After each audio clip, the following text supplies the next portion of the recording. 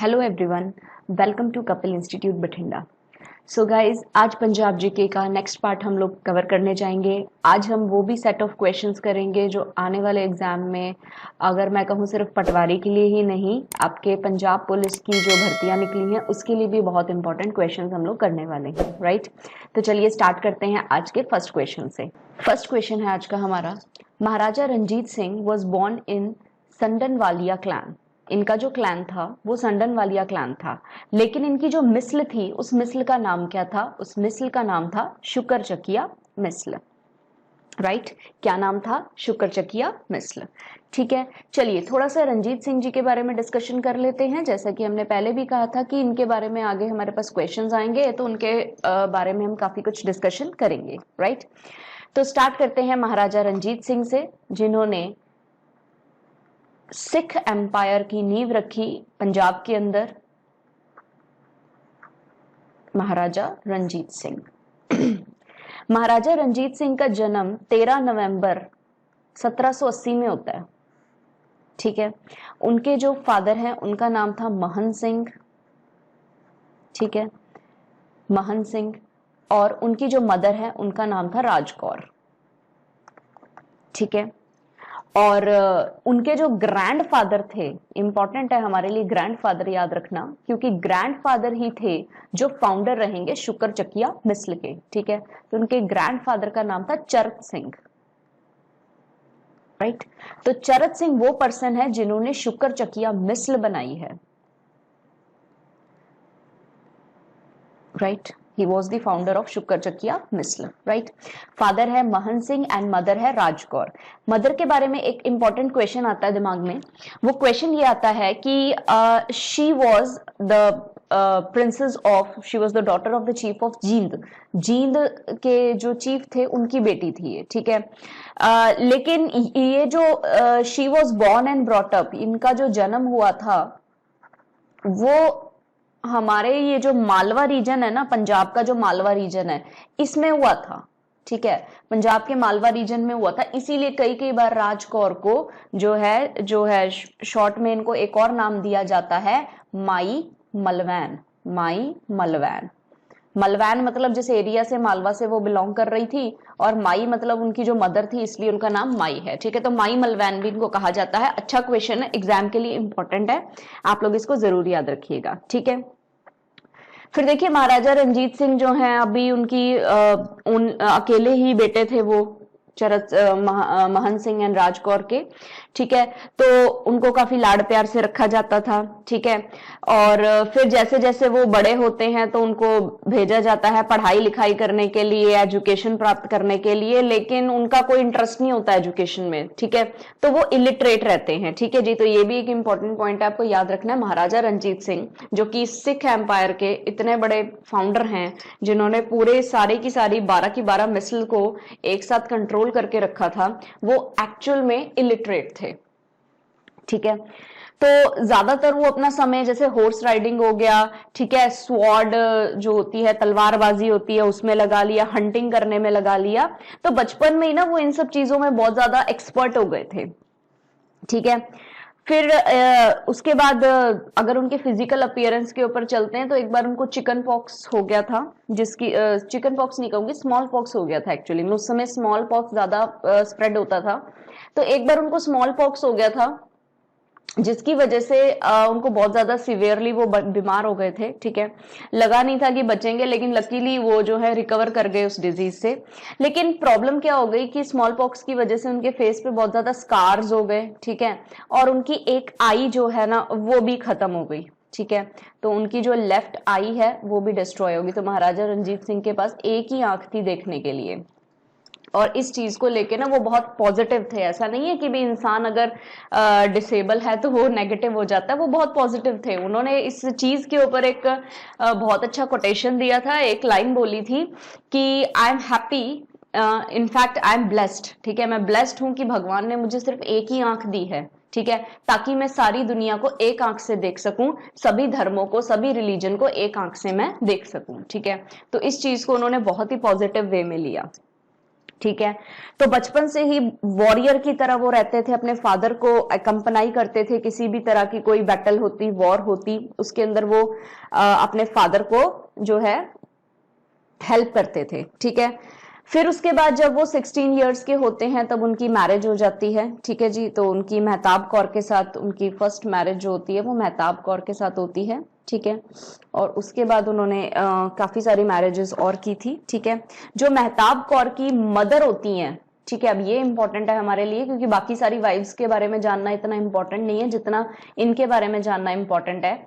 इनकी जो मदर होती हैं, यानी कि वो रंजीत सिंह की मदर इन लॉ लगेंगी, ठीक है जी। तो हम मदर इन लॉ के बारे में ही पढ़ लेते हैं। मदर इन लॉ का नाम था सदा Kaur. She was a very brave lady, ठीक है। बहुत ही अच्छे तरह से एडमिनिस्ट्रेशन को संभालती थी, ठीक है।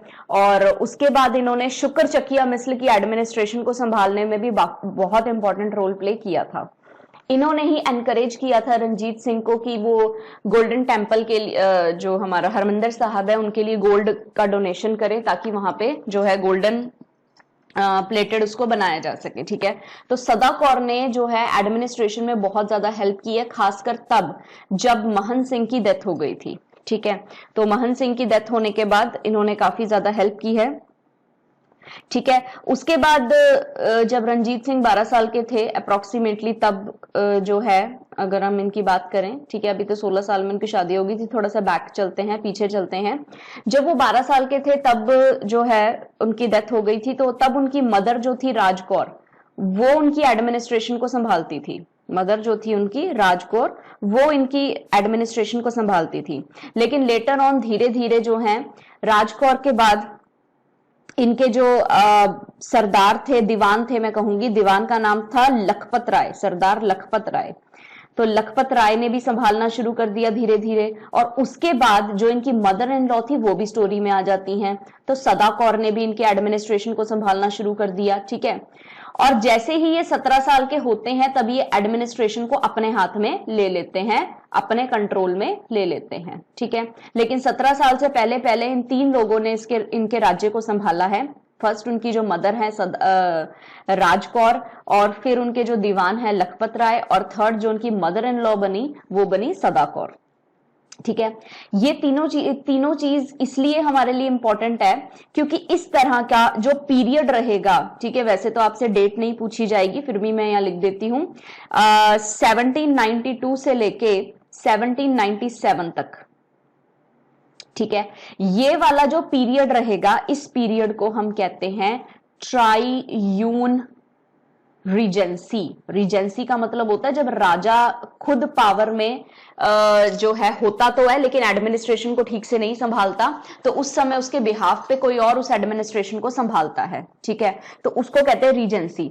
अभी ये कैसी रीजेंसी थी? ट्राइयून, 3 लोगों के यूनियन की रीजेंसी थी, ठीक है। तो 3 लोग थे, राजकौर, लखपत राय एंड सदा कौर, ठीक है। फिर देखिए इनकी मदर की डेथ हो जाती है, जब राजकौर की डेथ हो जाती है और दीवान लखपत राय की भी डेथ हो जाती है, तब उसके बाद जो है वो सिर्फ सदा कौर ही होती हैं जो उनके साथ होती हैं उनको संभालने के लिए सारे एडमिनिस्ट्रेशन को, ठीक है। बाकी जब 17 इयर्स के वो हो जाते हैं तब तो वो एडमिनिस्ट्रेशन को अपने कंट्रोल में ले लेते हैं, ठीक है। इसके बाद अगर हम डिस्कशन करें इनके कंक्वेस्ट के बारे में, तो देखिए इन्होंने बहुत सारे कंक्वेस्ट किए हैं, ठीक है जी। और बहुत सारे कंक्वेस्ट हमें याद रखने की जरूरत नहीं है। एक्चुअली में जो सारे के सारे कंक्वेस्ट है ना, वो सभी 12 की 12 मतलब 11 मिसलों के ऊपर है, ठीक है। टोटल 12 मिसल थी, जिसमें से एक मिसल इनकी खुद की है, शुक्र चकिया मिसल। बाकी 11 मिसल के ऊपर भी इन्होंने अपना अधिकार प्राप्त कर लिया था किसी ना किसी तरह की बैटल लड़के, ठीक है जी। जैसे कि लाहौर के ऊपर इन्होंने भंगी चीफ थे, उनके साथ इन्होंने जो है कंक्वेस्ट किया। उसके बाद बैटल ऑफ बशीन ये लड़ी थी इन्होंने, ठीक है, जिसमें उनके जो बाकी के लोग थे जैसे जस्सा सिंह रामगढ़िया वगैरह, ये सब इनके अंडर आ गए थे, ठीक है। उसके बाद कंक्वेस्ट ऑफ अमृतसर, अमृतसर में भी कंक्वेस्ट वगैरह होते हैं, तो बहुत सारे इनके जो कंक्वेस्ट होते हैं, ठीक है। तो इतने सारे कंक्वेस्ट हमें याद रखने की जरूरत नहीं है। इनकी लाइफ से रिलेटेड हमारे पास जो है कुछ ऐसे क्वेश्चन आएंगे, जब ब्रिटिश एम्पायर बीच में आएगा ना, तब जो ट्रीटी साइन होंगी वो क्वेश्चंस हमारे लिए बहुत इंपॉर्टेंट रहेंगे, ठीक है। तो फिलहाल मैं इसको एक बार इरेज कर रही हूं और आगे इनका कोरोनेशन देखते हैं। आई होप आपने यहां तक नोट कर लिया होगा। सो हम एक और स्क्रीन ओपन करते हैं और इनके कोरोनेशन सेरेमनी के बारे में पढ़ लेते हैं। कोरोनेशन होता है ताजपोशी, ठीक है। जब किसी राजा का राज तिलक होता है या ताजपोशी होती है, इसे कोरोनेशन कहते हैं। तो ये डेट आपको एक बार एग्जाम में पूछी गई है, तो इसलिए मैं आपको हिदायत दूंगी कि आप इसको याद रखें। अप्रैल 12 1801, अप्रैल 12 1801 में इनका कोरोनेशन हुआ था, ठीक है। और कहां पे हुआ था? लाहौर में हुआ था, ठीक है जी। तो लाहौर में इनका कोरोनेशन हुआ था। अभी इंपॉर्टेंट क्या पॉइंट है, जब इनकी गवर्नमेंट बन गई, तो इन्होंने अपनी गवर्नमेंट का नाम क्या रखा? What was the name of his government? तो इनकी गवर्नमेंट का नाम था सरकारे खालसा। अच्छा क्वेश्चन है, याद रखना, सरकारे खालसा, ठीक है। तो यानी कि गवर्नमेंट ऑफ द खालसा, सरकारे खालसा जो है इन्होंने नाम रखा था अपनी गवर्नमेंट का, ठीक है जी। लेकिन इन्होंने खुद कभी भी क्राउन वियर नहीं किया, ठीक है। तो ये ऐसा समझते नहीं थे, क्योंकि ये जो है खालसा को ही सब कुछ समझते थे, तो खुद इन्होंने कभी भी क्राउन वियर नहीं किया था, ठीक है। एक इंपॉर्टेंट पॉइंट इनके लाइफ से और है, इन्होंने ना कॉइन्स इशू किए थे in the name of Guru Nanak Dev ji के नाम पे एंड गुरु गोबिंद सिंह जी के नाम पे, ठीक है जी। तो first and the last Guru Gobind Singh ji, ठीक है। लास्ट है गुरु गोबिंद सिंह जी एंड फर्स्ट है गुरु नानक देव जी। उन दोनों के नाम पे इन्होंने कॉइन्स जो हैं वो इशू किए थे, ठीक है जी। उसके बाद ये अमृतसर में कंक्वेस्ट करते हैं, सारी टेरिटरीज अपने अंडर ले लेते हैं और बहुत सारे कंक्वेस्ट इन्होंने और भी किए हैं, जैसे अकालगढ़ के, चिन्योट के, ठीक है, डालेवालिया मिसल पे किया था, सियालकोट में, गुजरात में, ठीक है।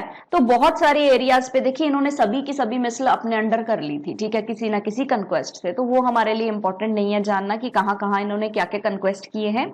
हमारे लिए जानना क्या जरूरी है कि जब ब्रिटिश आ जाते हैं कहानी में, ठीक है, जब ब्रिटिश आ जाते हैं कहानी में, तो इनके रिलेशंस कैसे रहते हैं उनके साथ, ठीक है जी।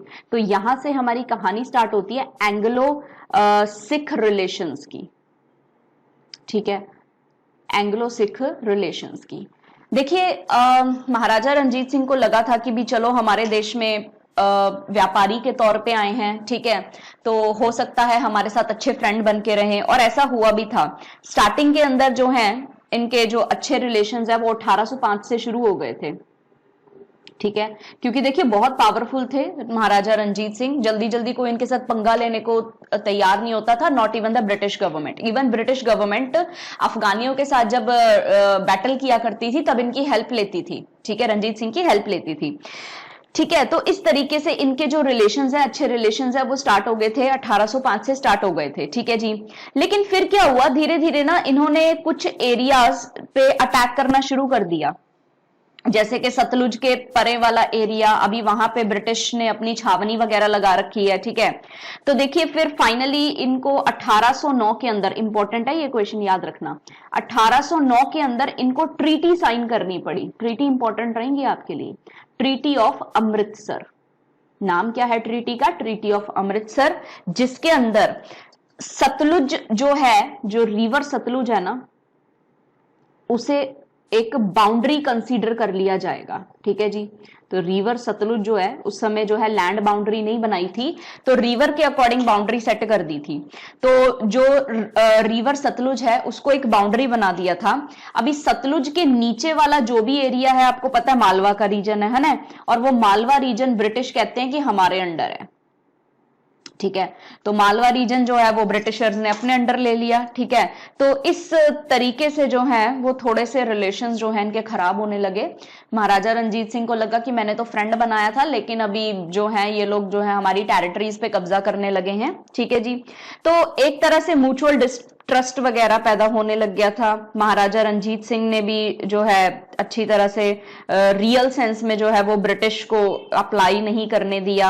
उन्होंने लुधियाना के अंदर जो ब्रिटिशर्स ने एक मिलिट्री चेक पोस्ट लगा दिया था लुधियाना के अंदर, तो उनको बड़ा बुरा लगा, ठीक है, रंजीत सिंह को कि भी यार हमसे बिना पूछे आप ऐसे कैसे लगा रहे हो, ठीक है।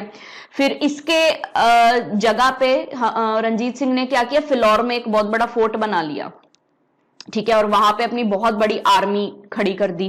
और ब्रिटिशर्स को ऐसा लगा कि यार अब ये हमारे अगेंस्ट आर्मी खड़े कर रहे हैं, ठीक है। तो मतलब एक तरह से मुंह जबानी कोई बात नहीं हुई थी, सिर्फ इनके एक्शन से ऐसा लगता था कि एक दूसरे के अगेंस्ट खड़े हो गए हैं, ठीक है। तो फिर इनके जो रिलेशंस हैं वो जो हैं वो खराब हो गए थे, ठीक है। लेकिन फिर 1812 की बात आती है। 1812 के अंदर जैसे डेविड ऑक्टरलॉनी आते हैं, ठीक है जी, वो खड़क सिंह की शादी जब होती है, जो उनके बेटे होते हैं खड़क सिंह, महाराजा रंजीत सिंह के बेटे, उनकी शादी में आते हैं, ठीक है, और उनको जो है वो 1000 गन्स वगैरह भी जो है वो देते हैं महाराजा रंजीत सिंह को, वो गन्स वगैरह भी गिफ्ट करते हैं, ठीक है जी। तो एक तरह से दोबारा से फ्रेंडली रिलेशंस जो है इनके बीच में बन जाते हैं, ठीक है। तो लेकिन धीरे धीरे देखो ब्रिटिशर्स की असलियत बाहर आने लगती है और धीरे धीरे जो है वो सारे रिलेशंस दोबारा से खराब हो जाते हैं, ठीक है जी। तो कॉर्डाइल रिलेशंस बनेंगे फिर खराब होंगे, फिर रिलेशंस बनेंगे फिर खराब होंगे। तो इस तरह से हमें कुछ क्वेश्चंस जो है ऐसे पूछे जाते हैं, और अक्सर जो क्वेश्चन हमें पूछा जाता है वो क्वेश्चन हमें जो है ट्रीटी से पूछा जाता है कि कौन सी ट्रीटी साइन हुई थी। तो सबसे पहली जो ट्रीटी है आपने जो याद रखनी है महाराजा रंजीत सिंह की लाइफ से एसोसिएटेड, वो ट्रीटी क्या है, treaty of Amritsar. Very very important question, और ये क्वेश्चन पेपर में आ सकता है, ठीक है। तो इसको आप अच्छी तरह से पढ़ के जाएंगे, राइट। नेक्स्ट, अभी एक क्वेश्चन हमने कल किया था कि इनके बेटे थे दुलीप सिंह, ठीक है। तो दुलीप सिंह जो थे वो लास्ट महाराजा थे, last Maharaja was Duleep Singh, ठीक है। अभी दुलीप सिंह जो हैं वो कौन सी ट्रीटी साइन करते हैं, तो दुलीप सिंह की इंपॉर्टेंट ट्रीटी होती है 1849 के अंदर, जब पंजाब को एनेक्स कर लिया गया था, और उस ट्रीटी का नाम है treaty of Lahore, treaty of Lahore, ठीक है। इस ट्रीटी के अकॉर्डिंग पंजाब का एनेक्सेशन हो जाता है ब्रिटिशर्स के द्वारा, एंड जो क्वीन होती है उसे जो है कोहिनूर डायमंड गिफ्ट कर दिया जाता है बाय दुलीप सिंह, ठीक है जी। तो गिफ्ट करी हुई चीज है, हम वापस तो मांग नहीं सकते, देखो, ठीक है। इसीलिए अगर वो खुद दे दें तो ठीक है, और वो खुद देंगे नहीं, गिफ्ट हम वापस मांग नहीं सकते, तो कोहिनूर हमारा जो हीरा है वो वहां चला गया। लेकिन एक्चुअली में देखिए कोहिनूर के बारे में थोड़ा सा डिस्कशन कर लेते हैं। देखो कोहिनूर मिला था गोलकोंडा माइंस में से, गोलकोंडा माइंस, ठीक है। तो गोलकोंडा माइंस में से कोहिनूर हीरा मिलता है, ठीक है।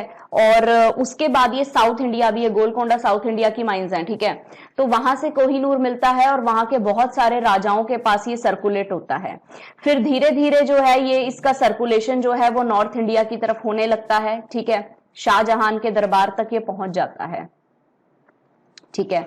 और फिर उसके बाद जो है अटैक होता है नादिर शाह का, ठीक है। अब नादिर शाहजहां का ये कोहिनूर और उसका जो पीकॉक थ्रोन है, ठीक है, इसको उठा के ले जाता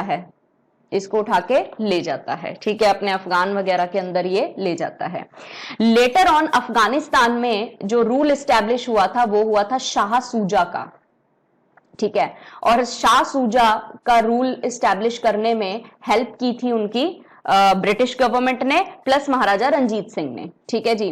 तो शाह शुजा का रूल होता है अफगान के अंदर, ठीक है, और शाह शुजा के पास होता है उस समय कोहिनूर, और वो जो है महाराजा रंजीत सिंह को जो है ये कोहिनूर गिफ्ट करते हैं, ठीक है। तो एक तरह से महाराजा रंजीत सिंह के दरबार के अंदर, मतलब उनके एम्पायर के अंदर काफी टाइम तक कोहिनूर रहा, तो कोहिनूर की काफी सॉवरेनिटी महाराज के पास रही।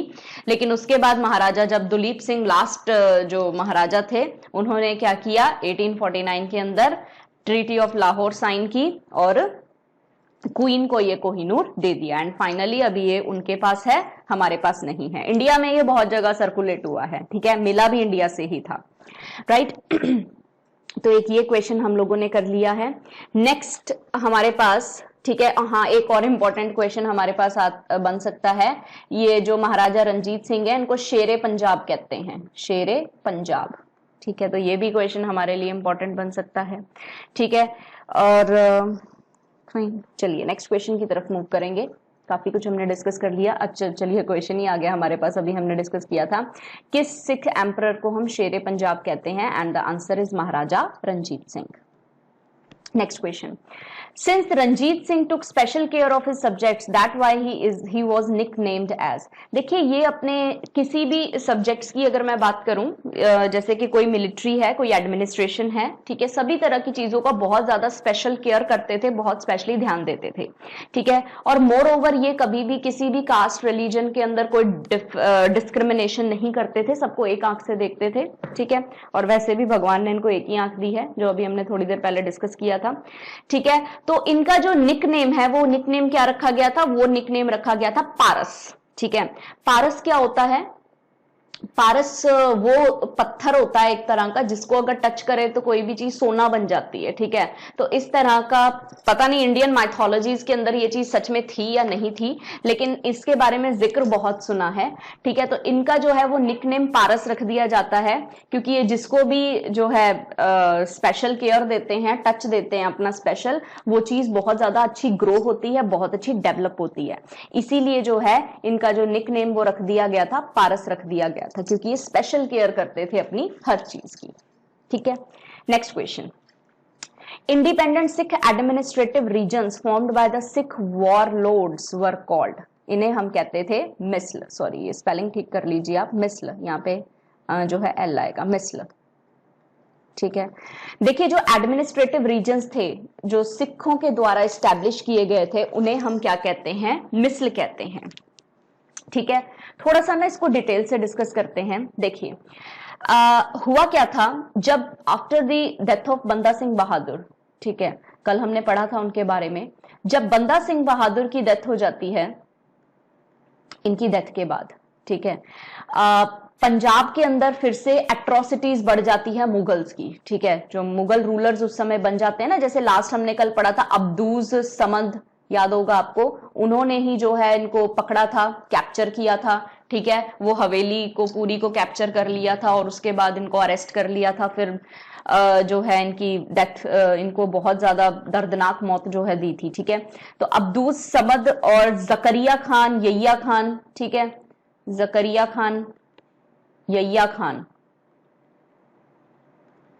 तो ये सब लोग जो हैं बहुत ज्यादा एट्रोसिटीज, बहुत जुल्म ढाते थे। ठीक है, मतलब जितने भी सिख थे खासकर उनके ऊपर बहुत ज्यादा जुल्म ढाते थे।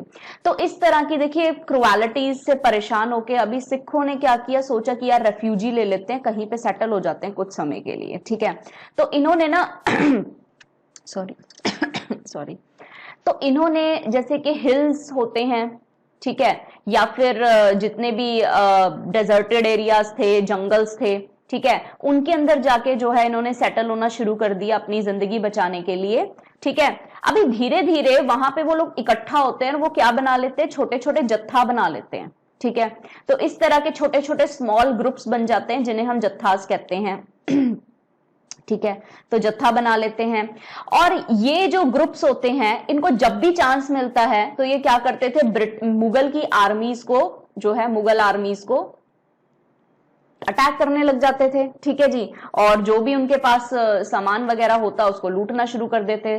ठीक है, आपने छोटा कल्लूकारा और बड्डा कल्लूकारा सुना होगा। ठीक है जी, ये जो मासेकर था, जो कल्लूकारा था, ये किसके लिए एसोसिएटेड है, बहुत सारे सिखों की मृत्यु हो जाती है।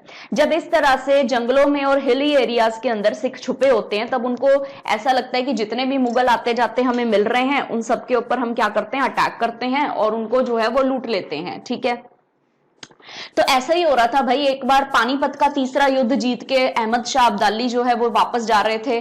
ठीक है, तो रास्ते में इन्होंने, मतलब सिखों ने अटैक कर दिया था। अभी अहमद शाह अब्दाली तो यार ऑलरेडी इतनी बड़ी बैटल वो जीत के आ रहा था। ठीक है, तो उसने भी रिवर्ट में रिप्लाई किया और बहुत सारे जो है उस समय सिख मारे गए थे। ठीक है, तो ये जो कल्लूकारा हुआ था, वड्डा कल्लूकारा हुआ था, जब बहुत सारे सिख वगैरह मारे गए थे। ठीक है जी, तो इस तरीके से ये सभी मतलब मुगल्स वगैरह की आर्मी के ऊपर अटैक करते धीरे धीरे। ठीक है, तो होता क्या है, धीरे धीरे इस तरह से कुछ साल बीतते हैं और इनमें से एक बड़ा ही प्रोमिनेंट लीडर जो है वो बाहर उभर के सामने आता है, नवाब कपूर सिंह। ठीक है, अभी नवाब कपूर सिंह क्या करते हैं, वो दो तरह के दल ऑर्गेनाइज कर देते हैं, जो हमने कल भी पढ़ा था, बुड्ढा दल एंड तरुण दल। तरुण दल, बुड्ढा दल एंड तरुण दल। ठीक है, ये दोनों जो हेड होते हैं वो यही होते हैं, कल भी हमने देखा था बेटा, हेड देखा था कल हमने। ठीक है जी, तो दोनों के हेड यही है क्योंकि इन दोनों को यही बना रहे हैं। ठीक है, बुड्ढा दल भी यही बना रहे हैं, तरुण दल भी यही बना रहे हैं। ठीक है, बस फर्क क्या है कि जो बुड्ढा दल है वो 40+ वाले हैं, वो बैठ के जो है वो चीजें बताएंगे कि किस तरह से काम करना है, और जो तरुण दल वाले हैं, यंगस्टर्स हैं, जवान हैं, वो जो हैं जाके फाइट करेंगे एक्चुअल में। ठीक है, तो ऐसे इन्होंने सिख पावर को बढ़ाने के लिए जो है ऑर्गेनाइज कर दिया था बुड्ढा दल एंड तरुण दल। ठीक है, तो जितने भी जत्थे होते थे, हर जत्थे का अपना एक लीडर होता था, उनका एक नगाड़ा होता था और उनका एक फ्लैग होता था। ठीक है, लेकिन मतलब खाना पीना वगैरह वो लोग सब एक साथ ही करते थे, लेकिन हर जत्थे का अपना अपना अलग अलग फ्लैग होता था, अपना अपना अलग अलग नगाड़ा होता था। ठीक है, उसके बाद क्या होता है कि भी धीरे धीरे आगे हम चलते हैं, जकरिया खान की भी मौत हो जाती है। तो जकरिया खान की मौत के बाद करीब करीब हमारे पास 25 जत्थाज हो जाते हैं। ठीक है जी, 25 से धीरे धीरे वो 65 में बदल जाते हैं। ठीक है, और जैसे ही जो है विद इंक्रीज, और उसके बाद क्या हो जाता है, अहमद शाह अब्दाली वाला हमने डिस्कस किया था। ठीक है, तो जब अहमद शाह अब्दाली इन्वेड करता है, ठीक है, तो चलो जो बड्डा कल्लूकारा होता है, तब उसके बाद नवाब कपूर सिंह को लगता है, उनको ऐसा लगता है कि देखिए अभी दल खालसा और तरुण, ये जो बुड्ढा दल है और तरुण दल है, ठीक है, इसको एक करने का समय आ गया। ठीक है, तो इसको जो है, इन दोनों को जो है यूनाइट किया जाता है बैसाखी के दिन, कल हम लोगों ने किया था ना। ठीक है, और यूनाइट करके इसको क्या बना दिया जाता है, दल खालसा बना दिया जाता है, दल खालसा। ठीक है, अब ये जो दल खालसा होते हैं, इसके अंदर टोटल अब जो जत्थे होते हैं ना, वो होते हैं 12 जत्थाज होते हैं। ठीक है, और यही 12 जत्थाज जो हैं आगे चल के इन्हें हम क्या कहेंगे, इन्हें मिसल कहेंगे। तो आई होप आपको ये पता लग गया होगा कि मिसल की स्टोरी क्या है, ये कहां से ओरिजिनेट होता है। ठीक है जी, तो आफ्टर द डेथ ऑफ बंदा सिंह बहादुर, जो सिख हैं वो मुगलों की एट्रोसिटीज से परेशान होकर क्या लेते हैं, रेफ्यूजी लेते हैं। ठीक है जी, और अपने आप को छोटे छोटे जत्थों में और ग्रुप्स के अंदर बांट लेते हैं। ठीक है जी, और उसके बाद जो उनमें से एक लीडर निकलता है नवाब कपूर सिंह, वो 2 दल बनाता है, बुड्ढा दल और तरुण दल। ठीक है, बाद में यही बुड्ढा दल और तरुण दल जो है वो मौके की नजाकत को समझते हुए क्या करते हैं, एक ग्रुप में बन जाते हैं, जिसका नाम कर देते हैं दल खालसा। ठीक है, अभी दल खालसा जो है उसमें 12 जत्थे होते हैं, जिन्हें हम क्या कहते हैं, मिसल कहते हैं। तो चलिए हमने फटाफट से रिवाइज भी कर लिया। अब चलिए मिसल का एक्चुअल मीनिंग समझ लेते हैं। देखिए, मिसल का मतलब होता है इक्वल।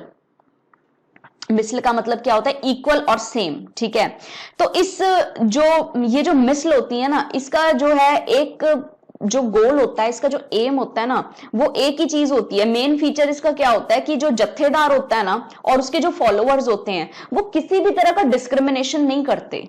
ठीक है जी, तो वो बाबा नानक की थ्योरी पे चलते थे। ठीक है, वो ऐसा करते थे कि भाई जो सभी हैं एक समान है और सबको इक्वल स्टेटस जो है वो मिलना चाहिए। ठीक है, तो इस तरह से हमारे पास बहुत सारे जो हैं वो, ये हमारे पास 12 मिसल बन गई। लेकिन धीरे धीरे हम और आगे चलते हैं। ठीक है, तो हर एक मिसल क्या करती है, अपना अपना एरिया बना लेती है। अब अपना अपना एरिया बना के पहले तो वो क्या करते हैं, एक साथ ही लड़ाई करते हैं अफगानियों के खिलाफ। ठीक है, लेकिन जैसे जैसे उनको पता लगता है कि यार अब और कोई हमारे ऊपर अटैक नहीं करेगा, तो उनकी जो यूनिटी है ना वो खंड हो जाती है और वो सिर्फ अपने अपने एरिया के ऊपर ध्यान देते हैं। उनका बस एक ही काम होता है कि किसी तरह से अपना अपना जो एरिया है उसको हम और एक्सटेंड कर दें।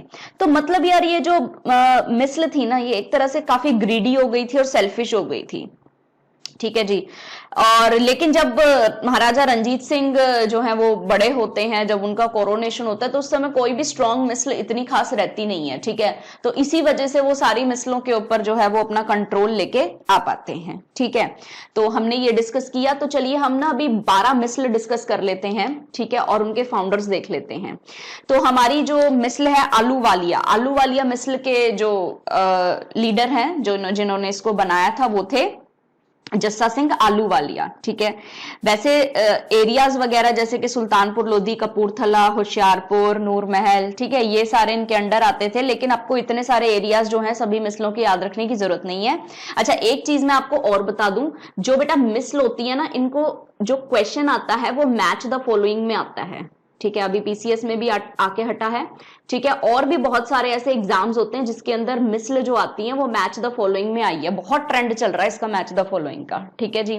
तो अपना क्वेश्चन ध्यान से आप प्रिपेयर कर लो, ये वाला मैच द फॉलोइंग वाला, क्योंकि ये नंबर कटवाने वाले क्वेश्चन होते हैं और सबसे डिफिकल्ट क्वेश्चन जो सेट होते हैं वो मैच द फॉलोइंग से ही होते हैं, ठीक है। तो आपको सभी तरह के जो मिसल हैं उनके जो है वो लीडर्स के नाम पता होने चाहिए, किन्होंने इसको बनाया है, ठीक है जी। फिर इसके बाद हमारे पास आती है भंगी मिसल, ठीक है। भंगी मिसल के जो फाउंडर हैं वो है छज्जा सिंह और उसके बाद आ जाते हैं हरि सिंह, ठीक है। फिर आते हैं डाले वालिया मिसल और डाले वालिया के जो हैं लीडर जो हैं वो है गुलाब सिंह, ठीक है। शुक्र चकिया अभी हमने थोड़ी देर पहले डिस्कस किया, चरत सिंह, ठीक है। शहीद मिसल किसने बनाई है? बाबा दीप सिंह, ठीक है। रामगढ़िया मिसल, ठीक है, जस्सा सिंह, यहाँ पे इनके पीछे रामगढ़िया भी लिख सकते हैं आप, क्योंकि वो दो हैं अलग अलग, एक तो आलू वालियां है, एक रामगढ़िया है, ठीक है। तो नंद सिंह और जस्सा सिंह रामगढ़िया। फिर निशान वालिया दसौंदा सिंह। फूलकिया मिसल चौधरी फूल, याद करो जब हमने पढ़ा था कि जो फूल था उसको गुरुजी ने ब्लेस किया था, ठीक है, कि भी तुम्हारे जो है वो बहुत बड़ा तुम नाम कमाओगे एक दिन। तो फुल्कियां स्टेट्स भी हम लोगों ने देखा था, नाबा, जींद, पटियाला, ठीक है। नेक्स्ट फैजलपुरिया नवाब कपूर सिंह। कन्हैया मिसल जय सिंह कन्हैया। करोरा सिंह ही है, ये तो याद रखना ही बहुत ईजी है। नकई जो है वो हीरा सिंह, ठीक है जी। तो ये बेटा आपको याद रखनी है। अभी इनमें से एक दो इंपॉर्टेंट क्वेश्चन, जो सबसे फर्स्ट मिसल थी वो कौन सी थी, कई बार हमें क्वेश्चन पूछ लेते हैं। जो सबसे फर्स्ट मिसल थी वो थी फैजलपुरिया, ठीक है। फैजलपुरिया मिसल वाज द फर्स्ट मिसल, ठीक है। तो फर्स्ट मिसल कौन सी थी हमारे पास? फैजलपुरिया मिसल थी, ठीक है जी। चलिए, तो ये कुछ क्वेश्चंस हमें मिसलों से थोड़े से याद रखने हैं और आपसे सबसे ज्यादा चीजें जो है पूछी जाएंगी वो क्या पूछी जाती हैं कि कौन सी मिसल के फाउंडर कौन है, ये आपको जरूर क्वेश्चन पूछा जाता है, ठीक है जी। चलिए नेक्स्ट क्वेश्चन की तरफ मूव करते हैं। तो अब अगले क्वेश्चन हमारे पास आते हैं जो हमारे मतलब पंजाब क्रिएट हो जाता है, ठीक है। तो पंजाब क्रिएट होने के बाद जो उनके फर्स्ट सीएम वगैरह हैं उनके बारे में क्वेश्चन आता है, तो टोटली फैक्चुअल है, ठीक है। तो ये चीजें आपको बेटा पेपर के लिए थोड़ी याद रखनी पड़ेगी कि फर्स्ट चीफ मिनिस्टर कौन थे हमारे पंजाब के, वो थे गोपी चंद भार्गव, ठीक है। तो ये क्वेश्चन आपको कुछ ऐसे क्वेश्चन हैं जो आपको याद रखने पड़ेंगे।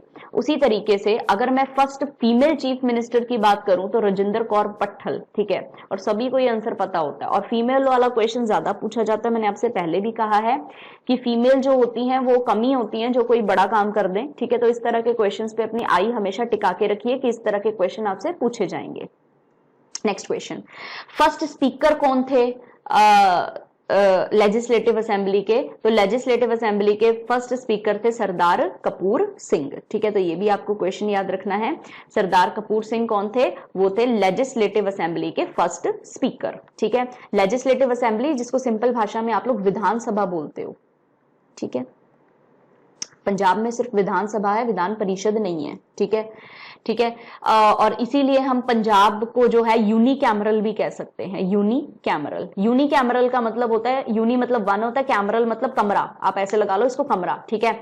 तो जिसमें एक हाउस प्रेजेंट होता है, वन हाउस प्रेजेंट होता है, उसे हम क्या कहते हैं? यूनिकैमरल लेजिस्लेचर बोलते हैं। जबकि अगर मैं पूरे इंडिया की बात करती हूं तो India is a by cameral legislature, क्योंकि दो हाउस होते हैं ना बेटा, लोकसभा होती है और राज्यसभा होती है।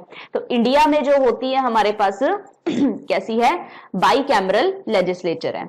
और स्टेट्स के अंदर भी देखिए हमारे पास 6 स्टेट्स ऐसी हैं जिसके अंदर हमारे पास बाई कैमरल है, ठीक है। बाकी सभी स्टेट्स में यूनिकैमरल है, ठीक है। तो ये स्टेट्स के ऊपर डिपेंड करता है। बनाता कौन है, डिस्ट्रॉय कौन करता है विधान परिषद को? वो डिपेंड करता है, वो पार्लियामेंट के हाथ में है सारा कुछ, ठीक है। अगर पार्लियामेंट को लगता है कि किसी स्टेट का विधान परिषद बनाने की आवश्यकता है तो वो बना देगा, उसको लगता है कि डिस्ट्रॉय कर देना चाहिए तो वो डिस्ट्रॉय कर देता है। जबकि अगर मैं सेंटर की बात करती हूं, इंडिया की बात करती हूं, तो राज्यसभा, ठीक है, जो कि इक्वलेंट होता है विधान परिषद के, राज्यसभा को डिस्ट्रॉय नहीं किया जा सकता, that is a permanent house, ठीक है। जबकि विधान परिषद जो होते हैं उनको डिस्ट्रॉय किया जा सकता है by the resolution of parliament, ठीक है। चलिए वो आगे हमारे पास पॉलिटी में जब क्वेश्चंस आएंगे ना तो उसको डिटेल से डिस्कस करेंगे। चलिए नेक्स्ट क्वेश्चन, अभी ये हमारे पास याद रखने वाला क्वेश्चन है, अगेन एक फैक्चुअल क्वेश्चन आ गया है कि ओल्डेस्ट ब्रिटिश डिस्ट्रिक्ट कौन सा है पंजाब का, और वो है हमारे पास फिरोजपुर। अच्छा क्वेश्चन है, आ सकता है पेपर में। पंजाब का जो ओल्डेस्ट डिस्ट्रिक्ट है, जो कि खासकर ब्रिटिश डिस्ट्रिक्ट है, ठीक है, जिसपे ब्रिटिश का सबसे पहला कंट्रोल आया था, वो कौन सा डिस्ट्रिक्ट है? फिरोजपुर, ठीक है। नेक्स्ट क्वेश्चन, और फिरोजपुर को हम और क्या कहते हैं? उसे हम शहीदों की धरती भी कहते हैं, ठीक है। तो ये दो क्वेश्चन हमारे फिरोजपुर से related. Only tehsil in Punjab which doesn't have urban population, ठीक है, तो यहाँ पे अर्बन पॉपुलेशन नहीं है, सिर्फ एक तहसील जो है पंजाब में जिसकी अर्बन पॉपुलेशन नहीं है, तो बेटा ये भी आपको याद रखना पड़ेगा, खडूर साहिब, ठीक है। तो खडूर साहिब जो है उसकी सिर्फ एक जो है अर्बन पॉपुलेशन जो है वो नहीं है, ठीक है। Next question, name the place known for the steel town known as the steel town of the Punjab. बहुत अच्छा क्वेश्चन, बहुत इंपॉर्टेंट क्वेश्चन। मंडी गोविंदगढ़, ठीक है।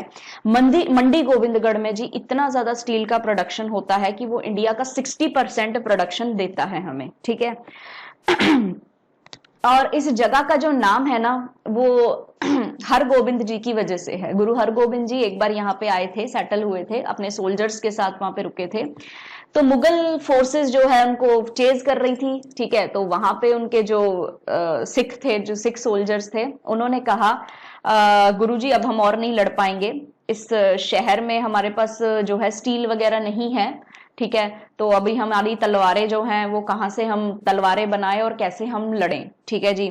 तो उस समय जो है गुरु हरगोबिंद जी ने ब्लेस किया था इस सिटी को, इस मतलब टाउन को ब्लेस किया था कि इस टाउन में कभी भी स्टील की कमी नहीं होगी और सबसे ज्यादा स्टील का प्रोडक्शन ही यहाँ पे होगा, ठीक है। और इसीलिए मंडी गोविंदगढ़ जो है वो स्टील टाउन कहलाया जाता है पंजाब का, ठीक है जी। इसे लोहा मंडी भी कहते हैं, ऑल्सो नोन एज लोहा मंडी, ठीक है।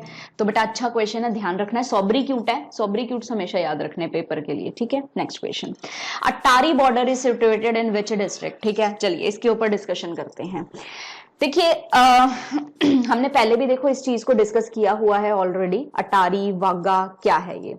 मैंने कई बार स्टूडेंट से पूछा है जब हम ऑफलाइन क्लासेस लेते हैं कि जो इंडिया और पाकिस्तान के बीच में जो इंटरनेशनल बाउंड्री है उसका नाम क्या है, और बच्चे जो अक्सर नाम देते हैं वो नाम देते हैं वाघा बॉर्डर। देखिए किसी चीज के साथ बॉर्डर नाम लग रहा है, इसका ये मतलब तो नहीं है कि वो इंटरनेशनल बाउंड्री बन गई है, ठीक है जी। और वाघा नाम क्यों दे रहे हैं हम, ठीक है, चलो हर चीज को समझे। और कुछ बच्चों का एक और आंसर आता है LOCG, लाइन ऑफ कंट्रोल, ठीक है, तो ये भी आंसर नहीं है। इंडिया और पाकिस्तान के अंदर जो इंटरनेशनल बाउंड्री है वो हमने पहले भी डिस्कस की हुई है, जिसका नाम है रैडक्लिफ लाइन, ठीक है। सी ये जो रैडक्लिफ लाइन है, ये वाली जो आप जाते हुए देख रहे हो इधर से, ये रैडक्लिफ लाइन है, ठीक है जी। और LOC जो लाइन ऑफ कंट्रोल है बेटा, वो तो कश्मीर का ये वाला हिस्सा है, जिसके अंदर इधर वाला ऊपर वाला हिस्सा जो है वो पाकिस्तान ऑक्युपाइड कश्मीर है और नीचे वाला अपना जो है कश्मीर है, आजाद कश्मीर है, ठीक है।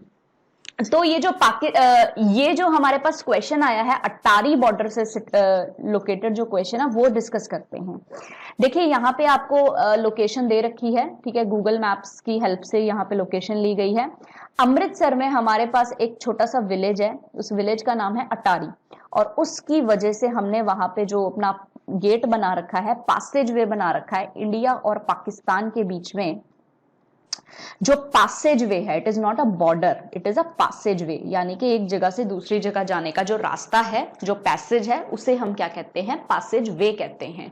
तो इंडिया और पाकिस्तान के अंदर से आने जाने का जो बाय रोड का जो रास्ता है, वो जो पैसेज वे है, इसे हम लोग जो हैं वो जनरली कॉमन नेम में वाघा बॉर्डर कहते हैं। लेकिन बेटा वाघा बॉर्डर इंडियन नेम नहीं है, इंडिया ने अटारी बॉर्डर नेम अडॉप्ट किया है, जिस समय ये पैसेजवे बनाया गया था ना, उस समय डेक्लेरेशन के ऊपर वाघा लिखा हुआ था और फटाफट से जो है वो साइन कर दिए गए थे बिना अच्छी तरह से डॉक्यूमेंट को चेक किए। तो वो जो हफड़ा दफड़ी में साइनिंग वगैरह हुई थी, उसकी वजह से आज तक सभी लोग इसको वाघा बॉर्डर बोलते हैं, ठीक है। लेकिन इंडियन नेम जो है वो अटारी बॉर्डर है, क्योंकि वाघा तो जो है वो पाकिस्तान का विलेज है, ठीक है। It is a village in Pakistan. तो इंडिया में हम वाघा बॉर्डर ना ही बोले तो अच्छा है। और जनरली आधे से ज्यादा लोग जो हैं, खासकर हम पंजाब की बात करेंगे, आधे से ज्यादा लोग जो हैं वो वाघा बॉर्डर बोलते हैं, अटारी बॉर्डर नहीं बोलते, ठीक है जी। तो ये एक छोटा सा डिफरेंस है, तो आप याद रखेंगे, ठीक है। अटारी बॉर्डर अमृतसर के अंदर एक विलेज है अटारी, वहां पे जो है आपका शुरू होता है, गेट शुरू होता है, पासेज वे शुरू होता है, और दोनों तरफ जो गेट्स होते हैं वहां पे आन जान जो है वो होता है इंडिया और पाकिस्तान का, ठीक है जी। So this is the difference between Attari and Wagah. तो यहां पे देखिए ऊपर लाइन लिखी हुई है, Wagah Attari border crossing. It is a border crossing, that means it is a passage way, ठीक है। It is not an international boundary. जो इंटरनेशनल बाउंड्री है उसका नाम तो रैडक्लिफ लाइन है, ठीक है जी। चलिए, आई होप समझ में आ गया होगा। नेक्स्ट क्वेश्चन, पंजाब के सेंसस से रिलेटेड हमारे पास एक अच्छा क्वेश्चन है कि पंजाब की लार्जेस्ट सिटी कौन सी है। पंजाब की लार्जेस्ट सिटी है लुधियाना, ठीक है। और लुधियाना जो है वो लोधी डायनेस्टी के द्वारा बनाई गई है, इसीलिए इसको पहले लोधियाना बोलते थे, ठीक है। क्या बोलते थे? लोधियाना, ठीक है। अभी इसको हम क्या बोलते हैं? लुधियाना बोलते हैं, ठीक है। तो लार्जेस्ट सिटी जो है पंजाब की वो कौन सी है? वो है लुधियाना, ठीक है। तो ये याद रखना है, छोटा सा फैक्चुअल आपके लिए। Next question, which historical place is popularly known as Uccha Pind. बहुत अच्छा क्वेश्चन है, ठीक है। और ये हम किसे कहते हैं? संगोल को कहते हैं। देखिए, हमारे पंजाब के अंदर कुछ ऐसी साइट्स हैं जो कि इंडस वैली सिविलाइजेशन की साइट्स हैं, यानी कि सिंधु घाटी सभ्यता की साइट्स हैं, या फिर आप कह सकते हो सिंपल भाषा में हड़प्पन सभ्यता की साइट्स हैं, ठीक है। उनमें से एक रोपड़ आता है, ठीक है, संगोल आता है हमारे पास जो इंपॉर्टेंट आता है, कुड़ाम है, वो भी हिस्टोरिकल साइट है हमारे पास, ठीक है। तो अभी बात हम कर रहे हैं संगोल के बारे में, और संगोल को क्या कहते हैं? उच्चा पिंड कहते हैं। क्यों कहते हैं वो जानते हैं।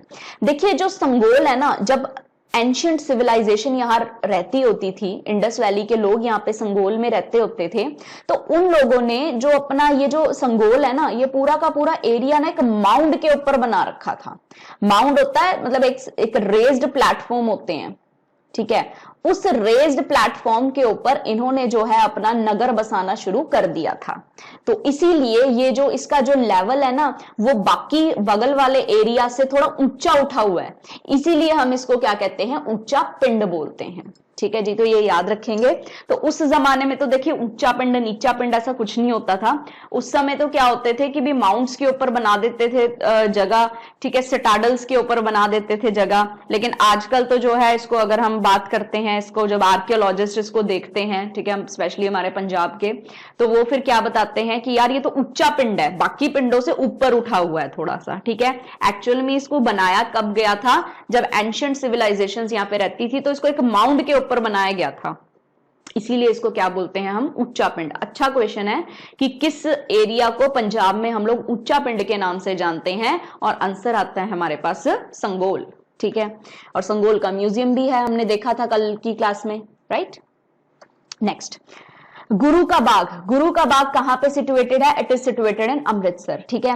देखिए, आपको याद होगा कि गुरु का बाग मोर्चा, अगर आप लोगों ने कभी पढ़ा है लाइफ में, गुरु का बाग मोर्चा हुआ था।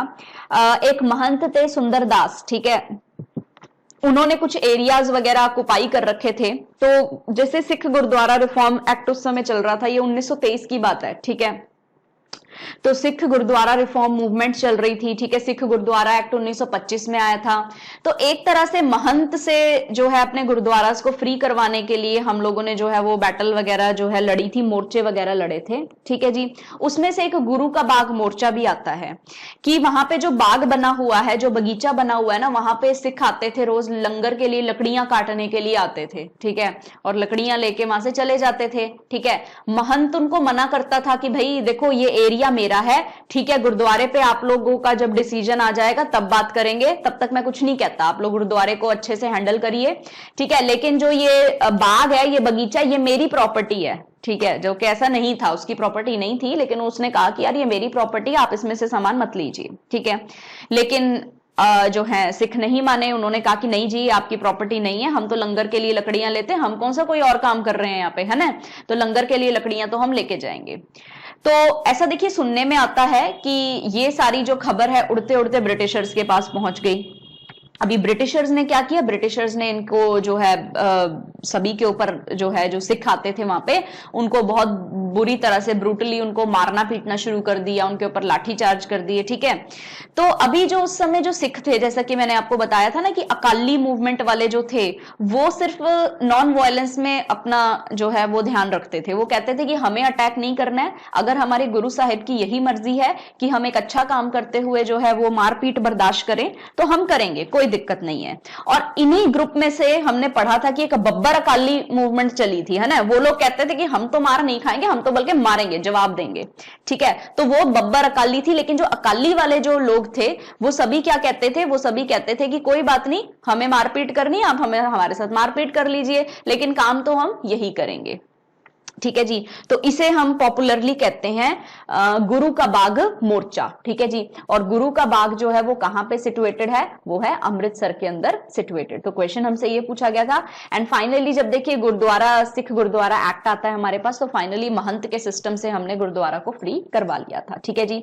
तो वो जो गुरुद्वारा रिफॉर्म्स मूवमेंट से 1920 से लेके 1925 तक का जो सफर था ना, उसमें जैतो मोर्चा भी हुआ था, देखो अपन ने पढ़ा था, उसमें गुरु का बाग मोर्चा भी हुआ था, और बहुत सारे ऐसे इवेंट्स हुए थे जिसकी वजह से ब्रिटिश गवर्नमेंट को ना चाहते हुए भी सिख गुरुद्वारा एक्ट जो है वो पास करना पड़ गया था, ठीक है जी। चलिए नेक्स्ट क्वेश्चन की तरफ मूव करेंगे। ऑलरेडी हम पहले ये क्वेश्चन कर चुके हैं, ठीक है, कोई नया क्वेश्चन नहीं है। कि Bathinda was earlier known by the name, किस नाम से बठिंडा जाना जाता था, और इसको हम कहते थे तबर हिंद। क्या बोलते थे, तबर हिंद बोलते थे, ठीक है जी। तो बठिंडा का जो पुराना नाम था वो तबर हिंद था, ठीक है, जब पृथ्वीराज चौहान का यहाँ पे रूल होता था। उसके बाद भट्टी राजपूत राजा जो है यहाँ पे रूल करने लग गए थे, तो भटिंडा पड़ गया था जगह का नाम। लेकिन अभी अपन लोग इसको जो है वो बठिंडा बोलते हैं, भटिंडा नहीं बोलते हैं, ठीक है। जबकि बाहर की जो अदर स्टेट वाले होते हैं वो ज्यादातर इसको भटिंडा ही बोलते हैं, बठिंडा नहीं बोलते, ठीक है जी। चलिए नेक्स्ट क्वेश्चन, ये भी हमने ऑलरेडी पहले किया हुआ है। चक रामदासपुर जो है इसका दूसरा नाम क्या है, किस सिटी को हम चक रामदासपुर ही बोलते हैं, और वो है अमृतसर। और पूरी स्टोरी हमने देखी थी कि दो सरोवर बनाए थे, संतोख सरोवर और अमृत सरोवर, ठीक है जी। और इसीलिए ये जो सिटी है इसके आसपास जब लोग रहने लगे थे, रामदास जी ने बनाया था इसको, तो इसीलिए जगह का नाम क्या पड़ गया था, चक रामदासपुर पड़ गया था। और बाद में अमृतसर जो है वो बिल्कुल मेन, अमृत जो सरोवर था, अमृतसर सरोवर, वो मेन सेंटर ऑफ अट्रैक्शन बन गया था, जिसकी वजह से जो लेटर ऑन सिटी का नाम क्या पड़ गया था, अमृतसर पड़ गया था, ठीक है जी। नेक्स्ट क्वेश्चन, ये भी हमने ऑलरेडी किया हुआ बेटा, पिछली क्लास में किया है कि where is the Pushpa Gujral science city in Punjab, ठीक है। तो उस समय साइंस सिटी आया था क्वेश्चन में, अभी पुष्पा गुजराल फिर उस समय मैंने नाम बताया था पूरा आपको, ठीक है। वही क्वेश्चन रिपीट हो गया है, ठीक है। तो वहां पे देखिए याद होगा आप लोगों को जलंधर लिखा हुआ था, ठीक है, उस समय भी मैंने बताया था। देखिए जलंधर कपूरथला, ये जो होता है जलंधर कपूरथला रोड के ऊपर है, ठीक है, इसलिए कई जगह पे आपको आंसर देखने को जलंधर मिलेगा, कई जगह पे कपूरथला मिलेगा, इसीलिए वो क्वेश्चन डाला था मैंने, ठीक है। तो अभी जो एग्जैक्टली जो है ये एक्चुअल इसकी जो लोकेशन है कपूरथला जलंधर रोड है, ठीक है। लेकिन आपने ऑप्शन देखना है, ठीक है, ऑप्शन में ज्यादातर जो आंसर्स बनते हैं वो अपने कपूरथला से रिलेटेड बनते हैं, तो आप कपूरथला आंसर टिक करके आइएगा, ठीक है। और अगर जो सही क्वेश्चन है वो तो अगर देखो सही बंदा क्वेश्चन पेपर डाल रहा है तो वो कपूरथला जलंधर रोड ही डालेगा इसका ऑप्शन में, और वो आंसर इसका सही होगा, ठीक है जी। Next question, sports city of India. देखिए इंडिया में बहुत सारे, अभी मैं सिर्फ पंजाब की बात नहीं कर रही हूँ, पूरे इंडिया की बात कर रही हूँ। जो इंडिया है, पूरे इंडिया के अंदर जितना भी स्पोर्ट्स का जो सामान वगैरह सबसे ज्यादा जो बनता है, इनफैक्ट सिर्फ अपने इंडिया के लिए ही नहीं बल्कि इंटरनेशनल मार्केट के लिए भी बनता है, ठीक है जी। इंटरनेशनल मार्केट के लिए भी जो बनता है वो सारा सामान किधर बनता है, वो अपने जलंधर में सबसे ज्यादा प्रोडक्शन होता है, ठीक है। चाहे कोई इंटरनेशनल ओलंपिक लेवल तक के जितने भी हमारे स्पोर्ट्स आइटम है, स्पोर्ट्स किट वगैरह है, ठीक है, उसका सबसे ज्यादा जो सामान जो है वो हमारे इंडिया से एक्सपोर्ट किया जाता है और कौन से एरिया से सबसे ज्यादा डेवलपमेंट होता है इसका, जालंधर से डेवलपमेंट होता है, इसीलिए इसे स्पोर्ट्स सिटी ऑफ पंजाब नहीं बल्कि इसको स्पोर्ट्स सिटी ऑफ इंडिया ही बोल देते हैं, ठीक है जी। तो जालंधर अच्छा क्वेश्चन है, ठीक है जी। हमारा इंटरनेशनल मार्केट तक ये कवर करता है, इंटरनेशनल स्पोर्ट्स मार्केट। सारा का सारा प्रोडक्शन जो है वो इसके द्वारा दिया जाता है, ठीक है जी। नेक्स्ट, चलिए फाइन। तो ये थी हमारी आज की डिस्कशन। आई होप आज की डिस्कशन में आपको काफी कुछ समझ में आया होगा, मिसल के बारे में स्पेशली, ठीक है। लेकिन मिसल की इतनी सारी हिस्ट्री आपसे कोई भी नहीं पूछने वाला है, ठीक है। तो आपने बस जो है उनके फाउंडर्स वगैरह के नाम याद रखने हैं, ठीक है। तो नेक्स्ट क्लास में मिलते हैं आपसे नेक्स्ट सेट ऑफ क्वेश्चंस के साथ। तब तक के लिए have a nice day, take care to all of you and please do like, subscribe and share the videos. Bye bye, take care.